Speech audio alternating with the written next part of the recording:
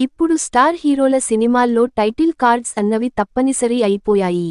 Just పేరు, దాని ముందు ఒక ట్యాగ్ వేసి ఊరుకోవట్లేదు. గతంలో megastar Chiranjeevi, super star Rajinikanth లాంటి కొందరు టాప్ స్టార్లకు మాత్రమే టైటిల్ కార్డ్ వేసేటప్పుడు హంగామా ఉండేది. కానీ ఇప్పుడు ప్రతి హీరోకు స్పెషల్ టైటిల్ కార్డ్ వేయిస్తున్నారు. వాళ్ల కెరీర్లో కల్ట్ క్యారెక్టర్ల తాలూకు బొమ్మలు తీసుకుని యానిమేషన్లో టైటిల్ కార్డ్స్ రెడీ చేయిస్తున్నారు. ఇది ప్రధానంగా తమిళ star hero Vijay movie, Leo నుంచి మొదలైన ట్రెండ్. అందులో విజయ్ కోసం రెడీ చేయించిన టైటిల్ కార్డ్ తన అభిమానులనే కాక అందరినీ ఆకట్టుకుంది. దీంతో అందరూ అదే బాట పడుతున్నారు.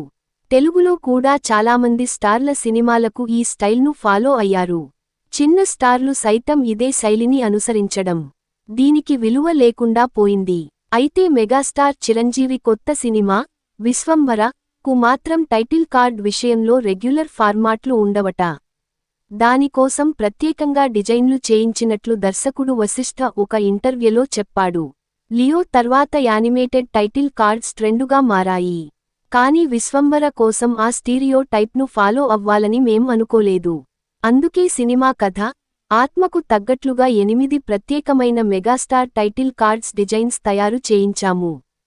ప్రతి ఒక్కటీ విశ్వంభర కాన్సెప్ట్ను ప్రతిబింబించేలా ప్రత్యేకంగా ఉంటుంది అని వశిష్ఠ వెల్లడించాడు.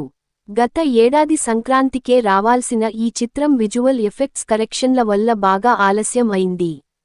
ప్రస్తుతం వినిపిస్తున్న రిలీజ్ డేట్ జూలై 10. త్వరలోనే ప్రకటన రావచ్చని అంచనా వేస్తున్నారు. యువి క్రియేషన్స్ 250 కోట్ల రూపాయలు బడ్జెట్లో ఈ సినిమాను నిర్మించింది.